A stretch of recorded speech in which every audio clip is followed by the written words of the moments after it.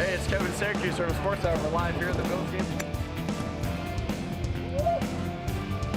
Did you get that?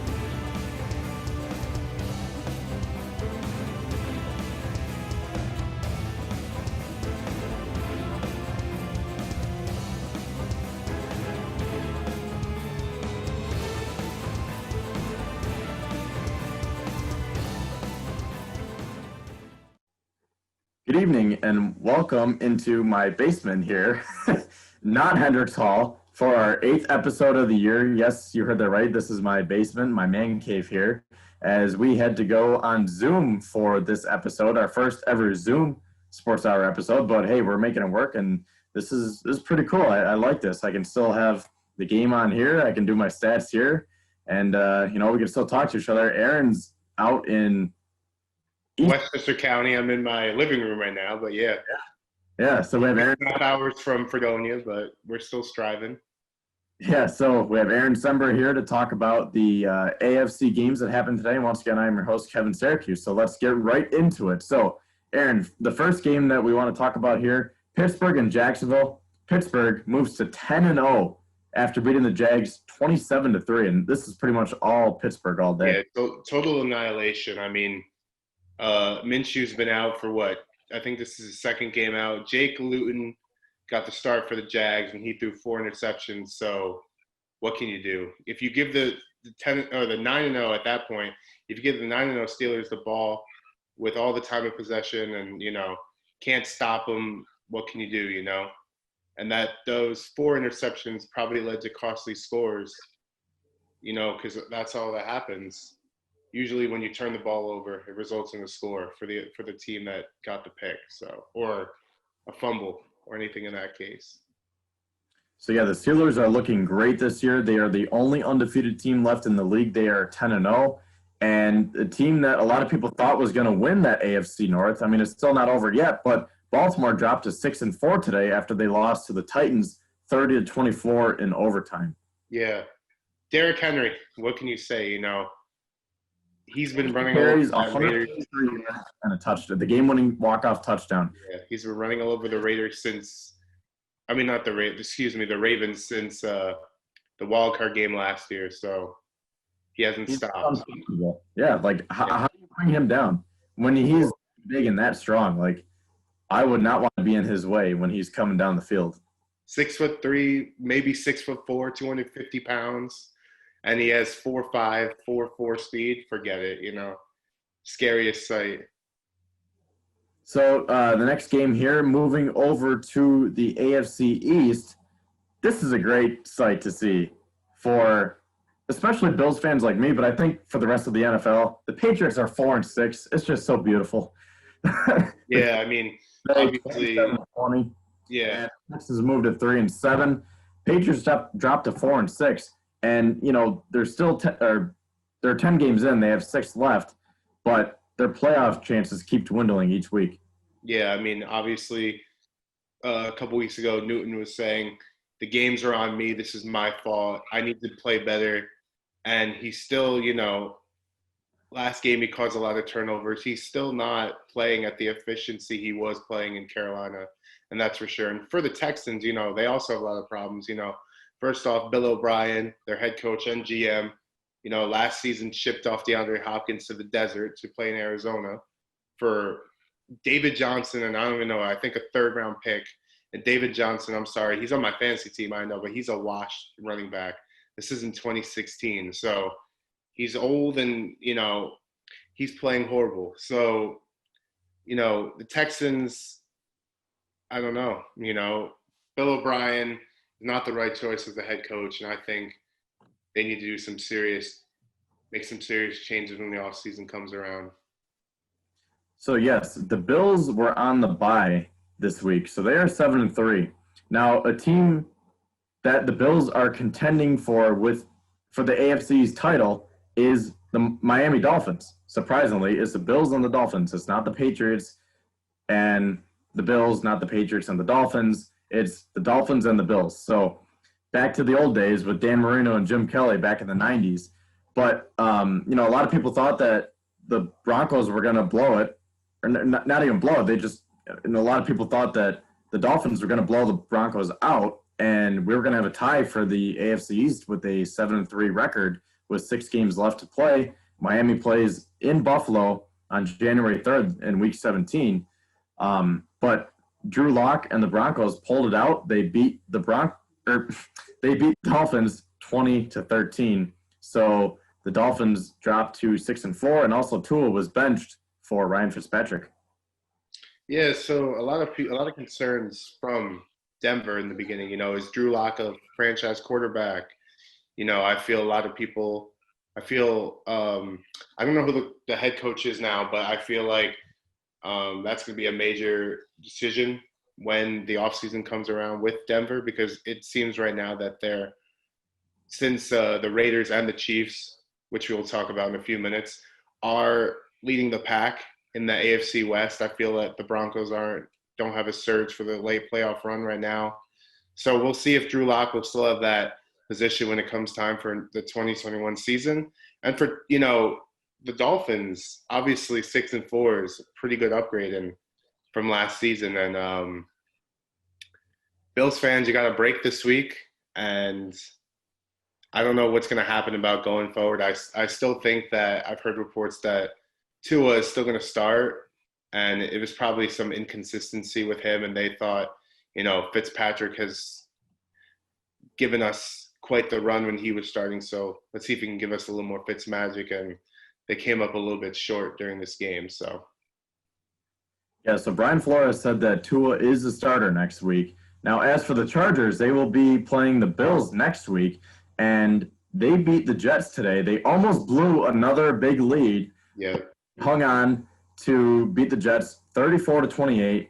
They are 3-7 now. The Jets are 0-10, but Justin Herbert, he looks better and better every week. I know it was just the Jets, but 37-49, 366 yards, 3 touchdowns. 3 touchdowns, 16 receptions, 145 yards, and a touchdown. Both guys are on my fantasy team, so I was loving it. Yeah, I made the big mistake of starting Kyler. I mean, Kyler didn't even play that bad. He had 20 fantasy points, but Herbert, I think, had around 30. So, and for the Jets, you know, I'm not going to lie to you. This might be a bold prediction, but I don't think – I mean, you probably have the same opinion as me, but Darnold's a great player, but I don't think he's a franchise player for the Jets.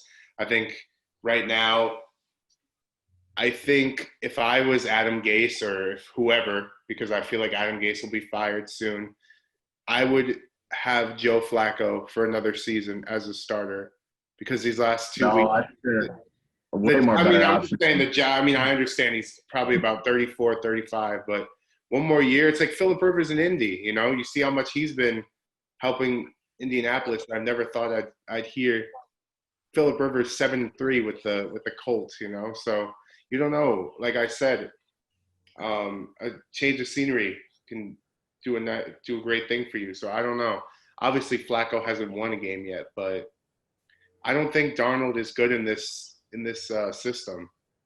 Well, I think they're just, going to get Trevor Lawrence, and it's the Trevor Lawrence show from here on out. But we got to get going. But one last thing about this game is, like I said, the Chargers are playing the Bills next week. The Chargers do present a little bit of a scare to me just because they've been in so many close games this year. They just don't know how to finish them. So for you Bills fans out there, we shouldn't take this game lightly because they are dangerous. And like I said, Herbert and Keenan Allen, for that matter, they're just getting better and better each week. And they easily could be 7-3 instead of 3-7. But moving on now, so 2 more games we want to talk about in just a couple minutes here. This was a great game. Indy and Green Bay. It went to overtime, actually. Rodgers led another comeback, but a Marquise Valdes-Scantling fumble in overtime prevented the Packers from driving down the field and getting the win. And the Colts took over, and Rodrigo Blankenship hit a game-winning field goal to lift the Colts to victory 34-31. The Colts are 7-3 now, and the Packers dropped to 7-3. I couldn't believe that the Colts blew that last minute lead. They had the lead, and then I remember penalty, holding, like 3 holds in a row. It was like second and 30 or something crazy. And I think it was a screen or something to Hines or one of the running backs, and they got like it was a second and 20 or whatever, and they got 16 yards. It was 3rd and 4, and then they ran up one of those pick plays with Hines. That's what it was. It was Hines on a slant. It was 3rd and 4, and he converted for a first, and then all was going good. For some reason, more penalties. The Packers got the ball, and then before you know it, Mason Crosby kicks as time expires or whatever, and it's 31-31. And I'm like, what just happened? It was crazy. And I didn't see the end of that. I didn't see the fumble with Marquez Valdes-Scantling, but I saw the Blankenship field goal. And you always got to feel good about game-winning field goals because obviously kickers get a lot of they don't get the appreciation in this league than they should, but got to feel good for that man today, Yeah, and that was just a good matchup of 2 future Hall of Fame quarterbacks, Aaron Rodgers, Phillip Rivers. Rivers obviously came out on top. He finished 24-36 for 287 yards, 3 touchdowns, and a pick. And then Rodgers was 27-38, 311 yards, 3 touchdowns, and a pick. And then real quick, one last great matchup here that we have tonight are your Chiefs right now, Eric. And that is at halftime, and we have a score of 17-14 Las Vegas. Keep wanting to say Oakland, but it's Las Vegas. Same here. 17-14.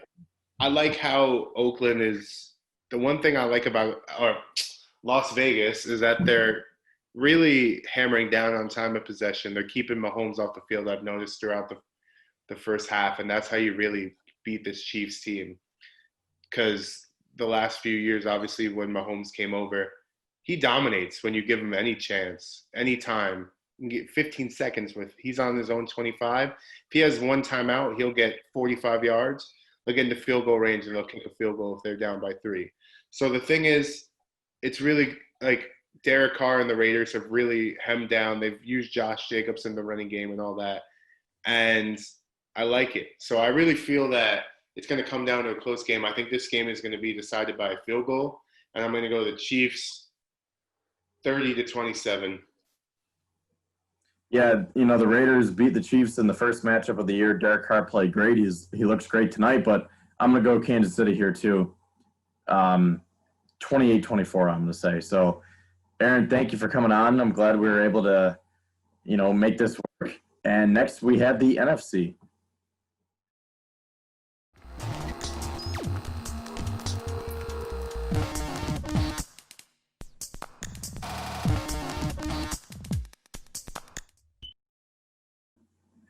Welcome back to Sports Hour. Jared Marsh joins me now to talk about the NFC. And Jared, starting with the Thursday night game, we had a great game out in Seattle as the Seahawks took this one 28-21 over the Cardinals, who beat the Seahawks a few weeks ago with the famous DK Metcalf game when he took on Budda Baker.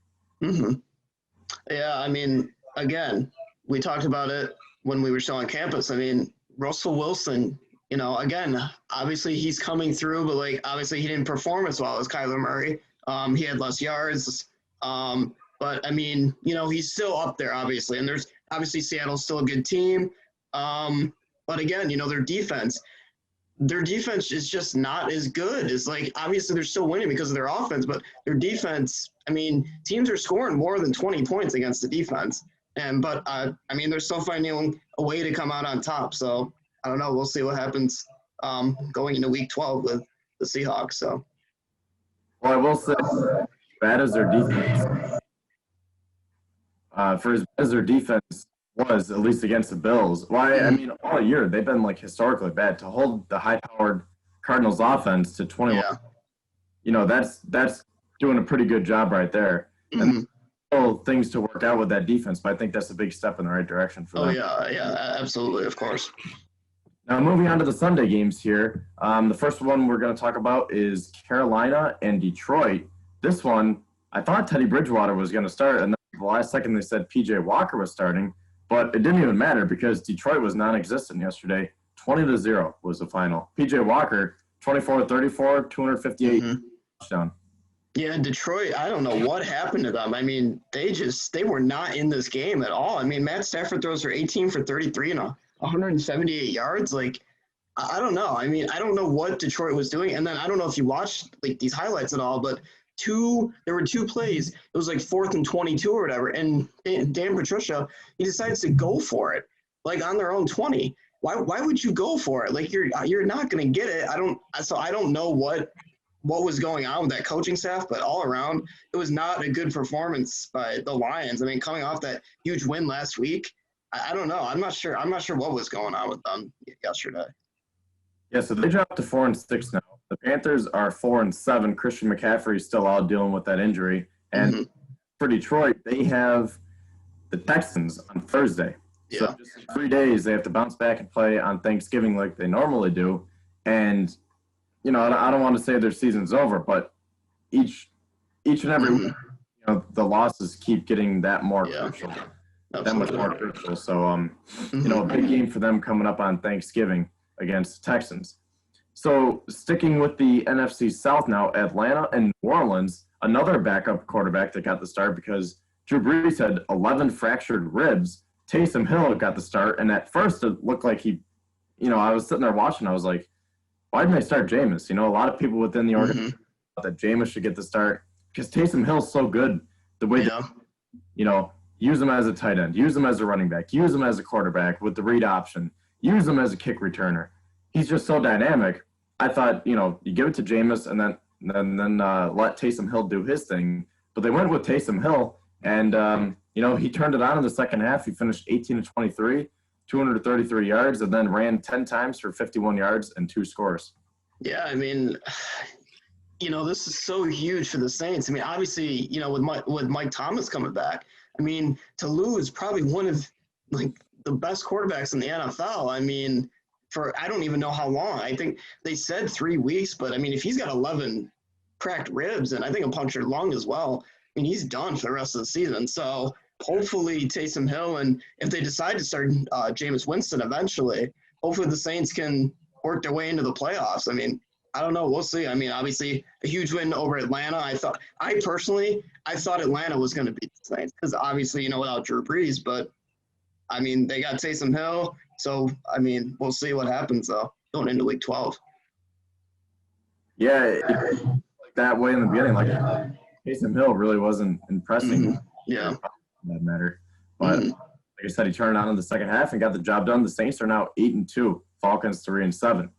So now going over to the NFC East and then finishing off the AFC North from our AFC segment, Cleveland beat Philly 22-17. You know, it was raining all day in Cleveland. Not good, but the Eagles are just not a good football team. And the ironic thing is, they are in first place in the NFC. They're 3-6-1. All other teams, we'll talk about the Cowboys here in a sec, and the Redskins, they're all 3-7. So these teams are, for lack of a better term, just terrible. And it only takes 3 wins to be leading your division right now. It's crazy. I know. I mean, again, that just sums up 2020. What's going on with this whole season? I mean, the Eagles, you know, we talked about, I think it was a couple weeks ago, they had so many fumbles that one game, and yet they still won, and yet they're still on top. That doesn't make sense to me. I mean, obviously, no, I would think the Cowboys would be on top, but I don't know. It's kind of crazy that a team that's, 3-6 now is still on top.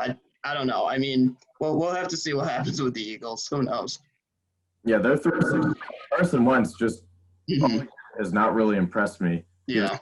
235 yards, 2 touchdowns, 2 interceptions. One was just terrible. Where it was a pick 6.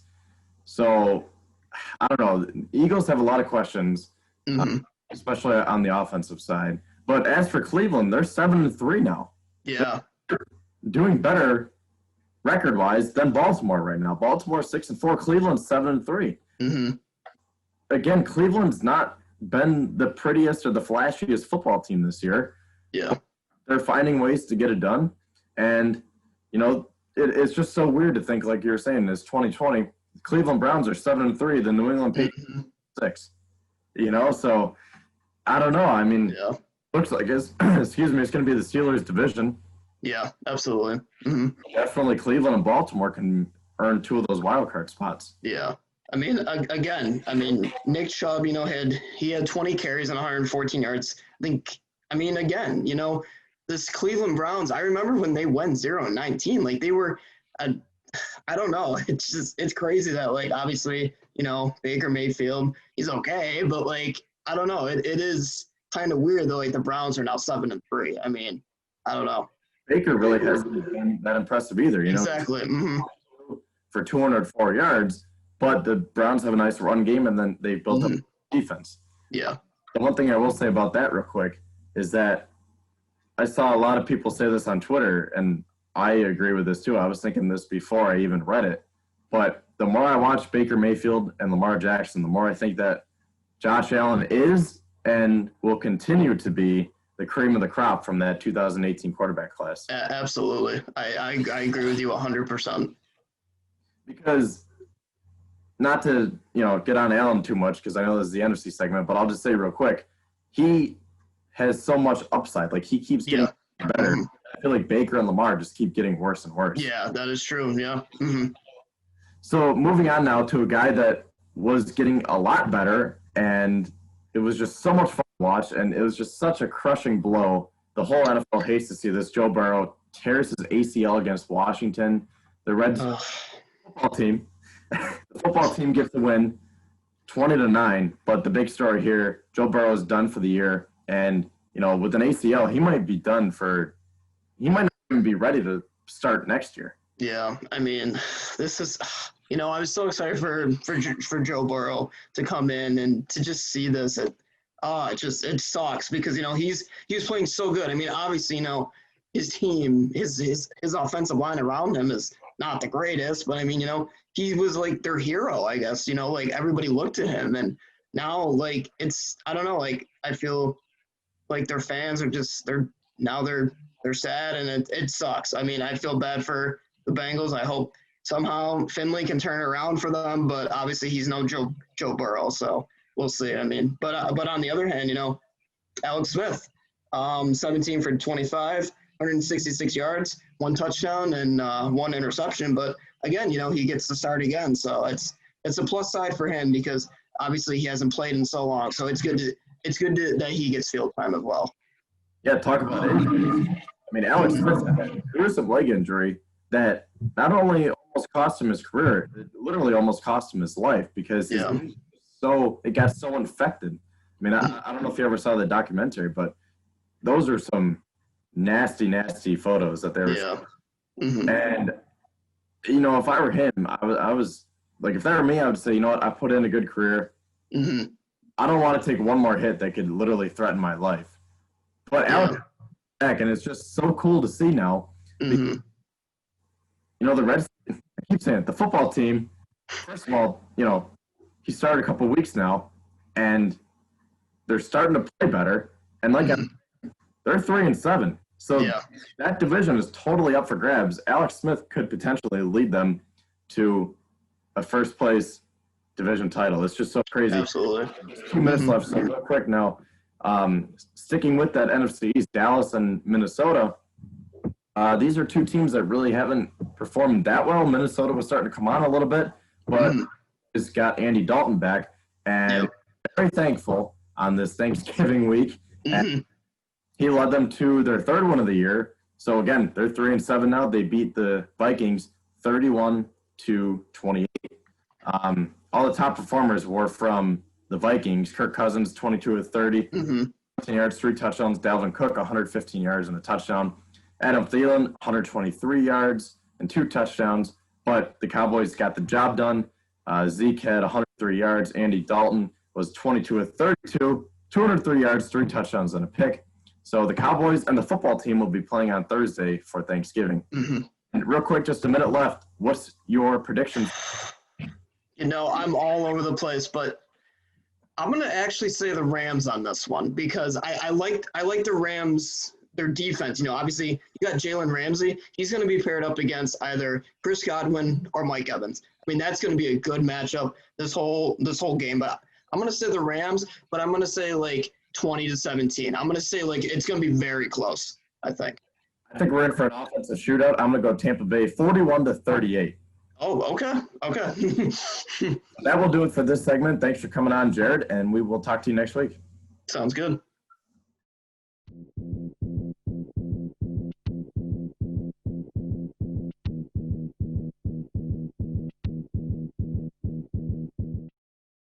Welcome back to Sports Hour. Now, Meyer Mikulski and Cormac Clune join me now to talk about the NBA draft, which happened on Wednesday night. And guys, what do you think about this draft?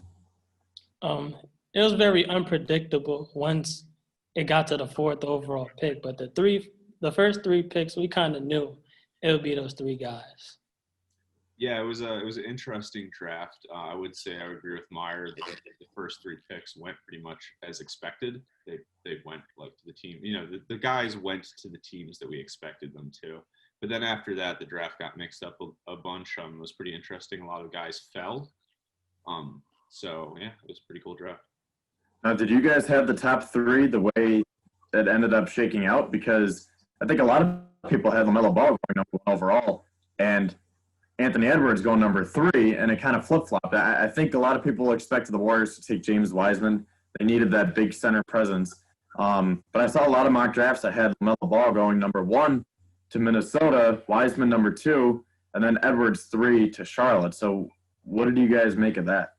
I feel like the way it actually went made sense. I feel like the Anthony Edwards pick, it was the safest pick they could have possibly made. And Warriors, they went best available, and the same could be said about the Hornets. Yeah, so I felt like the Edwards and LaMelo Ball picks could have been swapped. I thought it made more sense the way it ended up happening. I liked Anthony Edwards to the Timberwolves. I thought I don't love the pick, but it made sense for where they were. I mean, that was the problem with this draft always, is I wouldn't want to be a high pick in this draft. It seemed like it was no clear number 1 prospect. It seemed like you were kind of making a compromise no matter who you were picking. So for what they had to do, I was not surprised at all with Anthony Edwards going first. So moving on through the rest of the picks here, at number 4, Chicago took Patrick Williams, a small forward from Florida State. At number 5, Cleveland took another small forward from Auburn, Isaac Okoro. Number 6, the Hawks took Onyeka Okongwu, a center from USC. The Pistons took Killian Hayes, point guard from France at 7. And then my Knicks took Obi Toppin, the power forward from Dayton at number 8. And I got to stop right there because, like I said, I'm a Knicks fan, and, I mean, we're all Knicks fans. So what do you guys make of the Toppin pick? So when the pick first happened, I wasn't a big fan of the pick, not because I don't think Obi Toppin's a good player, but I thought the fit was questionable. But now that I look at it, it probably means they're going to trade Julius Randle. But I really thought they were going to go with a point guard. Yeah. But I believe Toppin, he's a jack of all trades, but a master of none. But he's a world-class athlete. He reminds me a lot of Aaron Gordon. Yeah, so for the point guard discussion, Meyer, what do you think? Do you think that they're going to trade for a point guard? Do you think they're going to try to get Fred VanVleet, maybe Terry Rozier or something like that? I think that they're going to probably look for free agency to get a point guard prospect. Or they might find a point guard that could play off of RJ. Yeah, because I don't get why they didn't draft a point guard, because they had point guards on the board when they had their pick at 23. There's point guards on the board for sure when they had their pick at 8. Instead, they went with Obi, who, you know, despite the fact that he might not be the best fit, I really like Obi Toppin. I don't know. I like the pick. He's a guy that can put the ball in the bucket, you know. So they haven't drafted a lot of guys like that. Also, I like the fact that they drafted a guy that's a little bit older, because I feel like they just keep drafting these like 18-year-old prospects that are like, you know, how good is Frank Ntilikina going to be in 4 years? Or how good is Kevin Knox going to be in 3 years? It's nice to see a guy that's like, okay, this is the product. He's 22. He's developed. He's going to get buckets.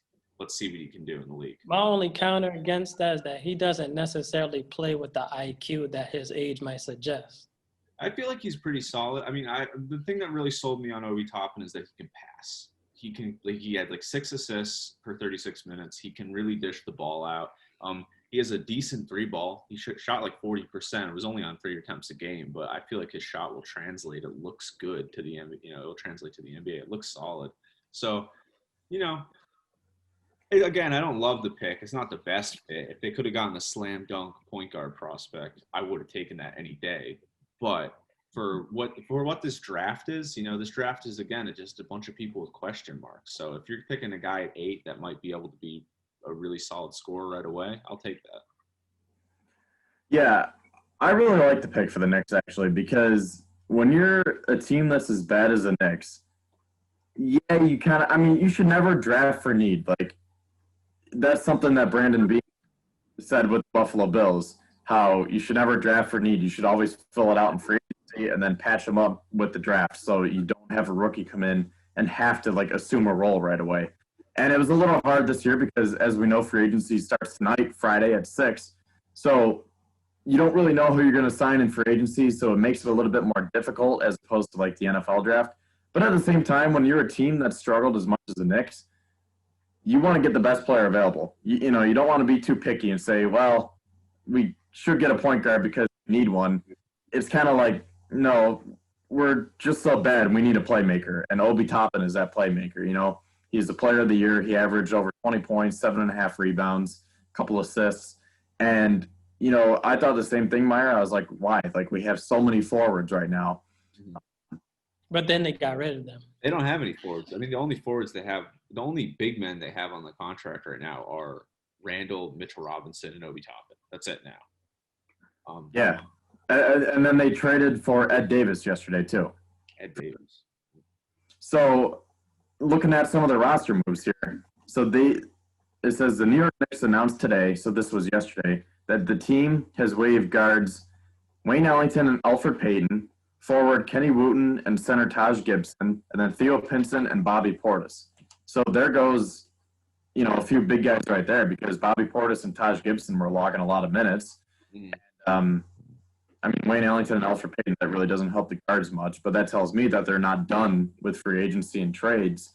But like you were saying, Mac, looking at the depth chart now, it's Julius Randle, Obi Toppin, and Mitchell Robinson. I am completely fine with that.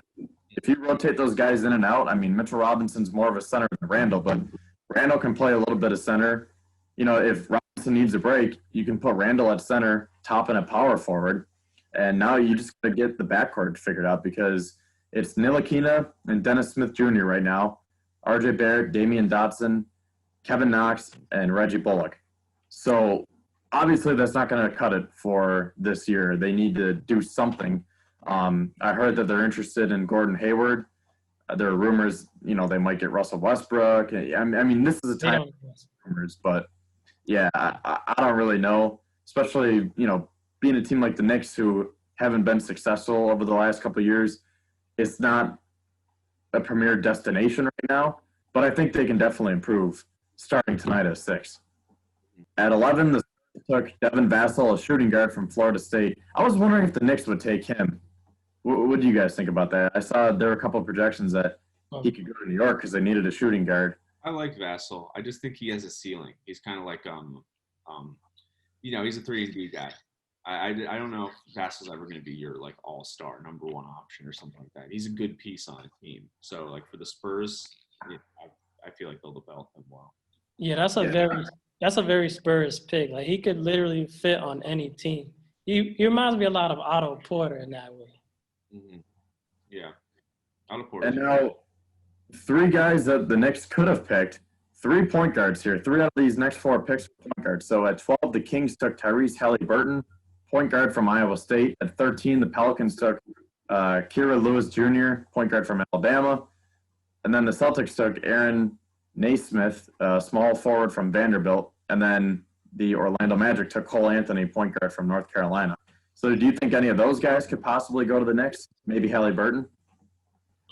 Halliburton was the guy that everybody wanted that was still on the board. Mm-hmm. He dropped hard, yeah. Yeah. He was another guy that like he was mocked to the Knicks occasionally. People said top 8 pick, but he ended up dropping. Some concerns with his shot. Again, Yeah. Another guy. Very unorthodox. Weird shot. He's another guy in this draft where it's just like his ceiling, is like kind of evident. So a lot of these teams, they're trying to, they're in the gutter in the lottery. So they want to try to get out and pick a much better player. Tyrese Halliburton is more the kind of guy that's going to contribute to you when you're like in the playoffs. So just My bad. On one hand, I don't blame Sacramento for taking him since he was the best player available on the board. I just don't know if I like the fit with him and De'Aaron Fox. But I feel like Tyrese, he reminds me a lot of Lonzo Ball with having an unorthodox shot but still shooting a high percentage. But he's also a good defender and good rebounder and a good passer. Yeah, I mean, I talk about how he has a ceiling, but he's like really polished, super high IQ basketball player. Doesn't take bad shots. He is always taking the most efficient way, and he's going to contribute right away and help your team out. So I want to go over the Miami Heat drafting Precious Achiuwa. I feel like he fits the profile of Miami Heat culture. He's a versatile defender, a great athlete, good shot blocker and rebounder, but he's raw offensively. He reminds me a lot of a younger Jeremy Grant before he developed into the player he became this season. Yeah, he's like a high motor guy. I've heard him compared to Kenneth Faried and stuff like that. Maybe like a better version of that, hopefully. The guy that can like rim roll, forward, center, get dunks. I think I like the pick too. I think it will benefit Miami for sure. Another one I would say is Tyrese Maxey, who went right after him at 21. I feel like Philly really needed a shooter, but they decided to go a scorer. Yeah. But I feel like he is a better shooter than his percentages. He's a better shooter than his percentages say, but he's more like a heat check player. He's really an undersized two guard, like a Lou Williams or Ben Gordon. I have a theory that when the Knicks traded Bolmero for the 23rd pick, or no, they moved back actually. No, but when the Knicks traded from the 27th to the 23rd pick, I think that they did that to try to get Tyrese Maxey. And then I think he got picked at 21 and they couldn't get him. So they tried to hit the Bolmero. So he had to get his teammate. Yeah. And then they ended up getting Quickly. Quickly is another really interesting pick. That's the Knicks' other pick. They picked him up at 25 from Kentucky. I really like it. He's one of the best shooters. I mean, he might be the best shooter in college. Or you could say Aaron Nesmith is the best shooter. Yeah, Aaron Nesmith's good, but I quickly shot 93% from the line and 43 from three. So those are pretty amazing numbers. I don't know. I'm pretty hyped about him. I actually like the Emmanuel Quickly pick more than I like the Obi Toppin pick for the Knicks. I feel like he's a great fit next to R.J. Barrett. Since R.J., he's a ball-dominant guard. So you're going to need to put a guard that's not ball-dominant, can catch and shoot. And I feel like he's really more of a two guard than a point guard, but he's the size of a point guard. But he kind of reminds me of George Hill in that regard. Yes, some people said it was a bit of a reach because he was mock drafted at 40. But for me, it's if you like the guy at 25, go get the guy, right? Why, if you think this is the guy. And plus there's a history of Kentucky players that get drafted later and then end up doing really well. Tyler Herro is a great example, one that just happened. Devin Booker is another one. So it's not like that that doesn't exist already. So I like drafting the Kentucky guy. Right after him, the Celtics took Peyton Pritchard, which I feel like is a very Celtic pick. He's a great shooter. He has a high basketball IQ. He's a gritty defender. He reminds me of T.J. McConnell, but with a more reliable jump shot. And right after, the Timberwolves took Jaden McDaniels, who's a great value pick, but he's a project. I see shades of Brandon Ingram, Kyle Kuzma, and Jonathan Isaac in this game. But at this moment, everything is potential with it. The second to last pick in the first round, the Raptors took Malachi Flynn. I thought that was an interesting pick because he actually reminded me of a player that they already have, which is Fred VanVleet. He can score the best of them. He competes on defense. He can play some too, but the only problem about him is that he's undersized. When the Mavericks took Terrell Terry at 31, I see a lot of Trae Young in this game.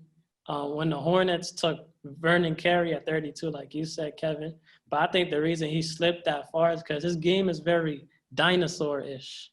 He's in the mode of a Jahlil Okafor or a Zach Randolph, or even Greg Monroe. Also, the Spurs took Trey Jones at 41, like you mentioned. The Kings took Jamias Ramsey at 43. I like that pick because he could give them a spark plug off the bench. Golden State took Nico Mannion at 48. And I feel like Nico Mannion was a first-round talent. But I think the reason he slipped so far is because his shooting percentages weren't necessarily where he wanted them to be. And the last pick was, like you said, Cassius Winston. I feel like he's in the mold of a Kyle Lowry, but I don't think he'll have the Hall of Fame resume that Lowry has.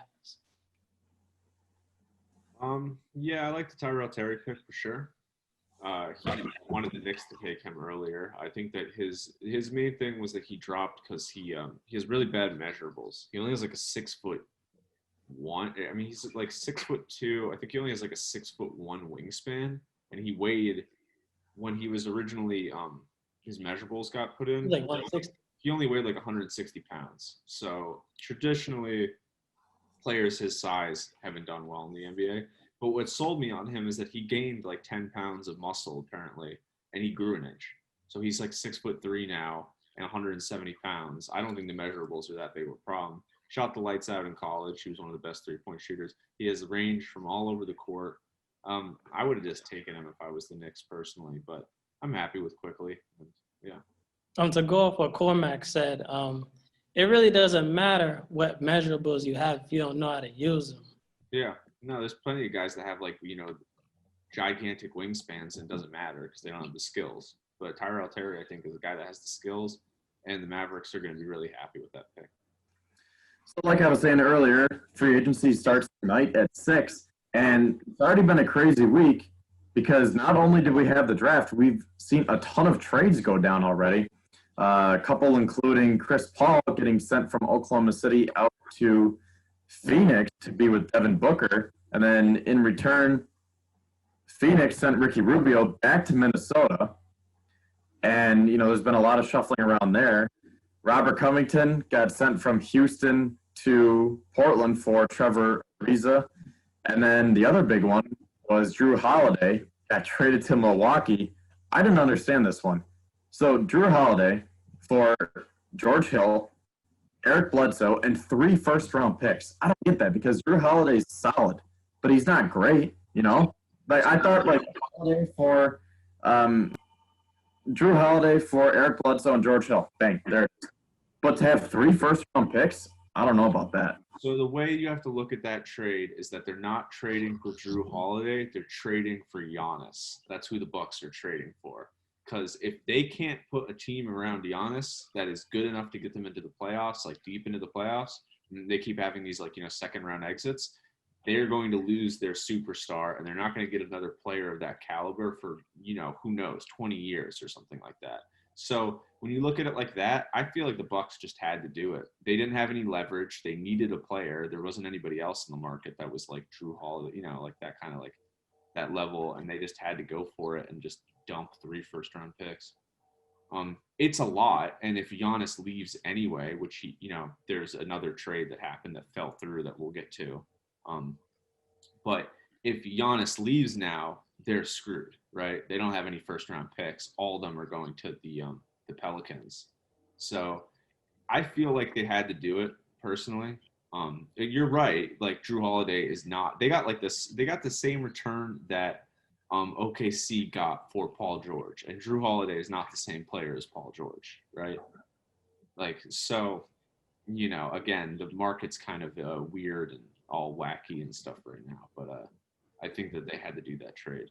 So I felt like it was a questionable trade for both sides because for one, like Kevin mentioned, they basically gave up their whole future for Drew Holiday. But on the New Orleans side, I felt like Eric Bledsoe in particular is a questionable fit on the Pelicans because he's not going to provide you floor spacing.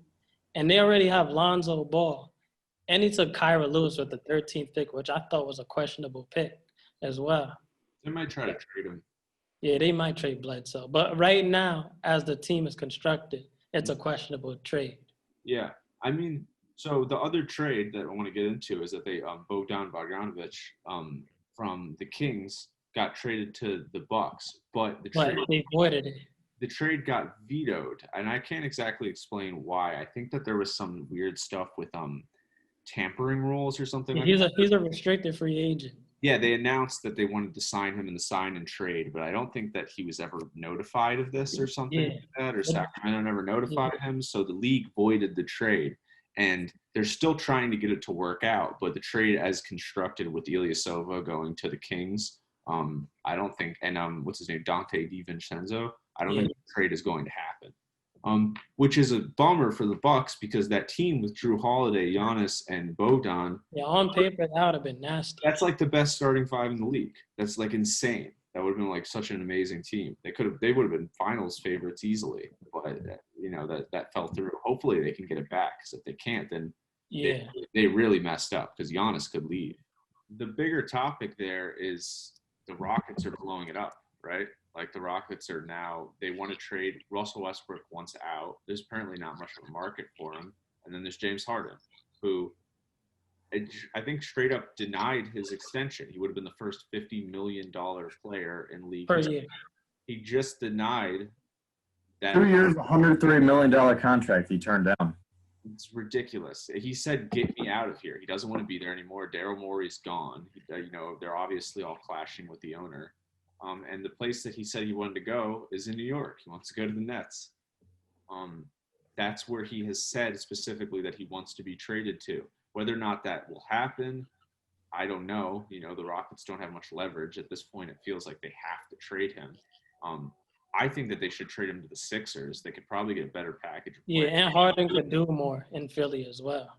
Plus, Daryl Morey, the previous Rockets GM, is now the GM of the 76ers. So there's that connection there.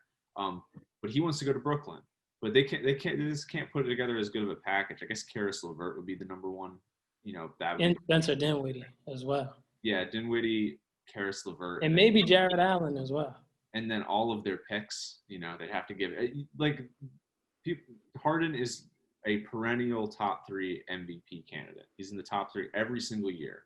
You have to give up so much to get that kind of player.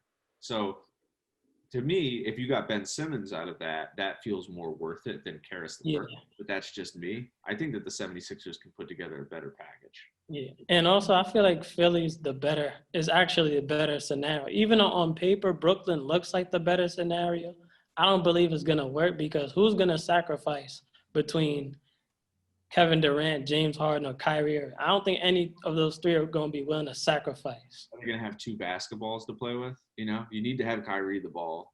James Harden needs the ball, and Kevin Durant needs the ball. It's just not going to work.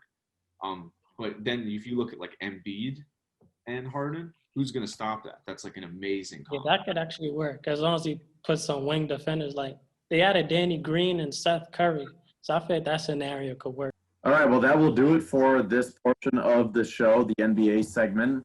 Guys, it was fun talking some draft talk with you and a little bit of free agency here. So once again, it is Friday right now when we are recording. Free agency starts in a little under 5 hours, but when this airs, we will know where some of these players are headed to. So we will be back next week with that, and we will get you caught up on where these players landed. So Meyer and Mac, thanks for joining me. And Meyer, you're going home, right? Mac, you're staying here? Yeah. Here. All right, well, either way, have a good break, and we'll talk to you guys. Well, we'll be talking throughout the week, but I'll see you guys next week for the show.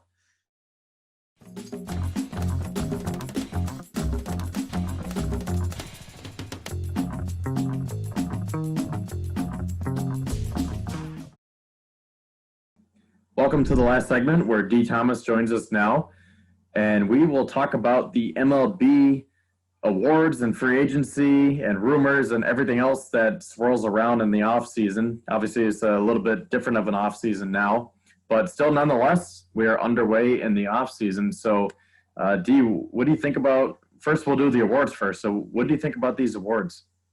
I honestly am surprised by some of these because, being a Yankees fan, I wanted DJ LeMahieu to win MVP.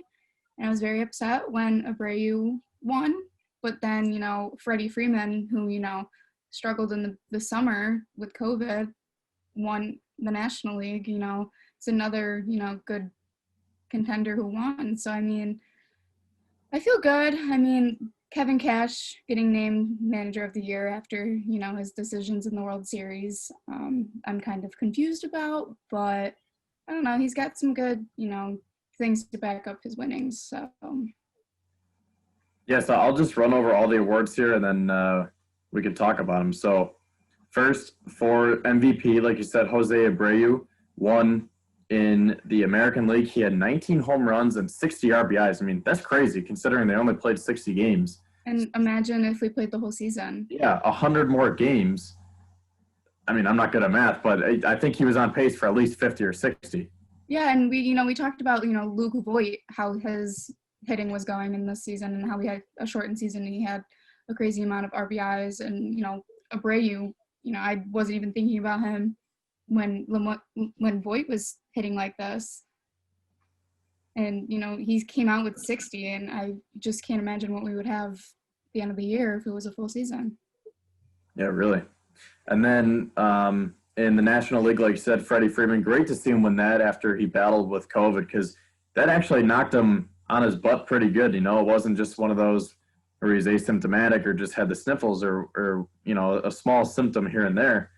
He actually was pretty sick, and him and his wife were pretty concerned, but he battled back, and that's got to feel pretty good to battle all the way back to win the MVP award. Yeah, it's really, really impressive to see someone fight back from, COVID. Yeah, he led the MLB in runs with 51, finished second in OPS 1.102, and had a 341 average, which was second in the NL. And also, he was second in on base percentage with the 462 and slugging 640. So, like I said, he went from down here to all the way up here in a matter of months. So that's really cool to see. Now going over to the Cy Young, this was pretty obvious who it was going to be, at least in the American League, and that was Shane Bieber. This is right from the MLB.com website. The first unanimous choice in the AL since 2011, Shane Bieber dominated in 2020, setting an MLB record with a 41.1 strikeout rate, 41.1% strikeout rate, recording the lowest qualified ERA, which was 1.63 since 1969, and tying for the lowest opponent's average since 1969 as well, with 167. So this guy was pretty much just unhittable all year. I believe he finished 8-1, correct? Yeah, he finished 8-1, and he actually won a triple crown this season. Yeah, so he was great, but then the Yankees roughed him up in the playoffs, and it looked like a completely different Shane Bieber. Yeah, he definitely only lasted a few innings against the Yankees because, they were just dominating against him. And then, in the National League, you have Trevor Bauer, who, pulled it off really well, just, not as impressive as Shane Bieber, but, the stats, don't lie.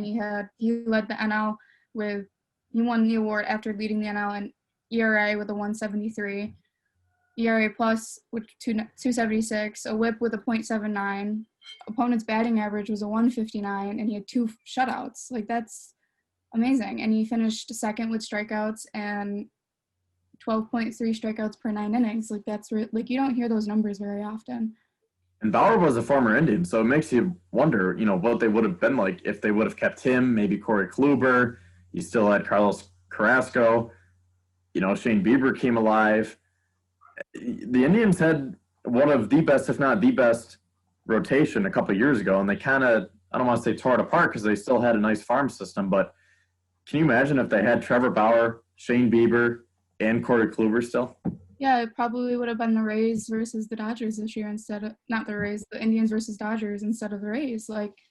You never know, if you just take one of those guys out of the equation, it just kind of throws the whole thing off. It's just you're starting 5, if they're on a roll and then one, falls out of their rhythm, then the whole thing could come tumbling down. Yeah, so moving on to the Rookie of the Year awards and Manager of the Year awards. So first, Rookie of the Year in the AL, it was Kyle Lewis. He became just the second rookie to lead his team in average home runs, and walks. And he was a mainstay on the highlight reels with multiple homer robberies. So I got to be honest, I didn't even know too much about Kyle Lewis. So he, Seattle doesn't get too much attention, especially since they're out west and they haven't been in the playoffs in years. But I mean, he came in and had a great year. Yeah, definitely. I like you said, I didn't really know much about Kyle Lewis until I started reading about him for the Rookies of the Year because, you don't hear about them very often until they win an award like this. And then they're on the radar for the next season. You're like, oh, rookie of the year, what's he going to do this year? Yeah. And then same with the NL, because Devin Williams with the Brewers, I think that's a guy that a lot of people don't know about, but he was a rookie of the year, the Brewers reliever too. So he fanned a record 53% of his 100 batters faced. He had a .33 ERA and a .09 batting average against, and he became the first reliever to win Rookie of the Year since 2011. So two guys that, I don't know how highly regarded they were coming into the season, but, two guys that didn't really have big names, I would say. It wasn't like a Vlad Guerrero, they didn't have that type of hype around them. So that's good to see. Now, two guys that people do know about are Kevin Cash and Don Mattingly. After Kevin Cash had a great year with the Rays, led them all the way to the World Series. We know that, blunder he had in Game 6, going with analytics, and, we don't need to talk about that anymore. Well, let's not talk about that again. Yeah, we got to save time for free agency before Yes. tangent. But, nonetheless, he had a great year with the Rays, and as did Don Mattingly. I don't think a lot of people had the Marlins going to the playoffs this year, but he came in and had a great – didn't come in. This is, his second or third year there? Yeah. But he had a great year nonetheless. Yeah, with everyone, well, not everyone, a majority of the teams making playoffs this year because of COVID, they managed to squeeze on in, which is different because you don't normally see them in the playoffs, which is, a little different to see different people, different teams. Yeah, so I don't want to take too much time, but I'm just going to go over the Gold Glove Award winners real quick. So in the AL, it was Roberto Perez, Evan White, Cesar Hernandez, Isaiah Kiner Falefa with the Rangers, J.P. Crawford, Alex Gordon, Lewis Robert, Joey Gallo, Griffin Canning. And the Platinum Glove went to Alex Gordon. And then over in the NL, we had Tucker Barnhart, Anthony Rizzo, Colton Wong, Nolan Arenado, Javier Baez, Tyler O'Neill, Trent Grisham, Mookie Betts, Max Fried, and the Platinum Glove went to Nolan Arenado. And then the two teams that won Gold Glove Awards were the Indians and the Cubs. So again, even that list, not a lot of, household names. A lot of guys that the average fan might look at that and be like, who's that guy, Mm-hmm. But that's the beauty of this. Definitely. So we should talk about some free agency real quick before we, wrap it up. There's a lot of, stuff going around. The biggest thing I would say right now is, Robinson Cano's suspension. Yes, he just got suspended for the second time with PED use, and that's huge for the Mets because they once had a pretty, I don't want to say stacked infield, but they had a lot of guys that could play second base, but now they're pretty much relying on Cano, especially with Jeff McNeil playing out in the outfield, J.D. Davis out in the outfield. Todd Frazier isn't there anymore. Jed Lowry's always hurt. So now it's kind of like, oh, now we need another infielder. Yeah, now they just lost one of their strongest players, a veteran player. And Yeah. there's a lot of free agency going on right now. DJ LeMahieu is a free agent. Who knows if the Mets are going to pick him up. LeMahieu did say he wants to stay in New York, but there are many teams that are looking for him that want to pick him up. Yeah, if the Yankees lose DJ LeMahieu, that would be huge because we've seen over the last couple of years how just clutch he is. I think that's the best word to describe DJ LeMahieu. He gets the job done. Whenever there's a crucial situation, you want DJ LeMahieu up to bat at the plate. Well, you even want him in the infield because he plays the right side. He plays first and he plays second. He's very versatile on the right side. And Yeah, that too. He's a very, very well-rounded player, and everyone wants him, but who's going to want to afford him? Who can afford him? Who knows? A lot can happen between now and then. Yeah, we're running out of time, so I'm just going to go over some. I'm going to just run through the top 10 or 15 free agents real quick. So, Trevor Bauer, who we mentioned, Cy Young winner, he is the number one regarded free agent according to MLBTradeRumors.com.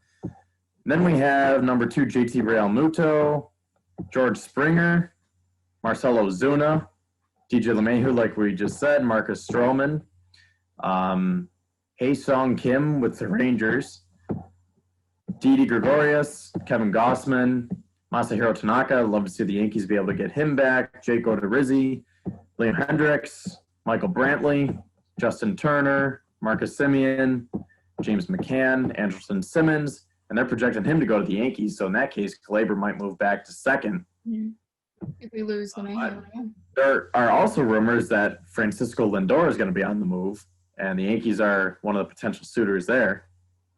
So Lindor and Glaber, I mean, that would be a great combination. Jock Peterson, Jose Quintana, Nelson Cruz, the Ageless Wonder, Jackie Bradley Jr., James Paxton, Taijuan Walker, Garrett Richards, and Colton Wong. So there's a top 25.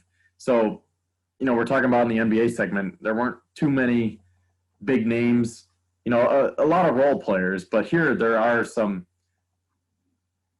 They're more than role players. They're not like superstars. It's not like the Bryce Harper, Manny Machado class.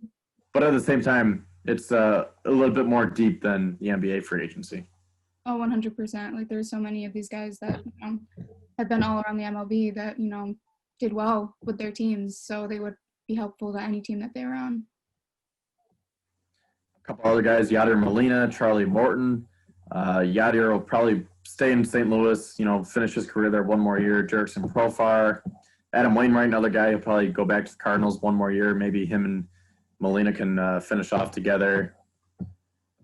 Carlos Santana with the Indians, probably the best first baseman out of the class. J.A. Happ, real quick, what do you think about the Yankees pitching situation with Tanaka, Happ, and Paxton being free agents? I mean, honestly, J-Happ didn't really have a great year, so I mean, he's been, dwindling down ever since he was on the Blue Jays, right? He was on the Blue Jays before he was on the Yankees. First year he was pretty solid with the Yankees, but yeah, he hasn't been the same J.A. Happ as of late. Yeah, so I mean, and Tanaka's on when he's on, he's off when he's off. So I mean, honestly, anything can happen, and I would just be okay with it at this point because if we lose LeMahieu, I'm gonna be upset either way. So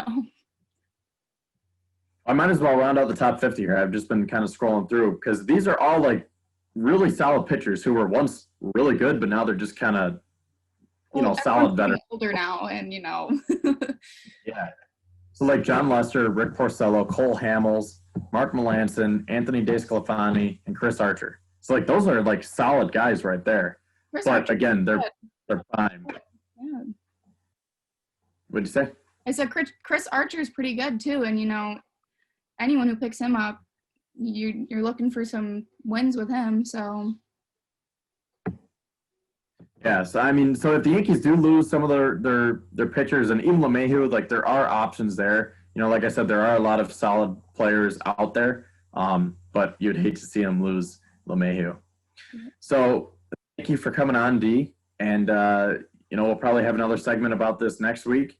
Try to wrap everything up here as we conclude the semester, and we'll hopefully have some free agency news. It's been pretty quiet so far, but thank you for coming on, and thank you for watching our first Zoom episode ever on Sports Hour in this crazy year of COVID. So we will be back next week.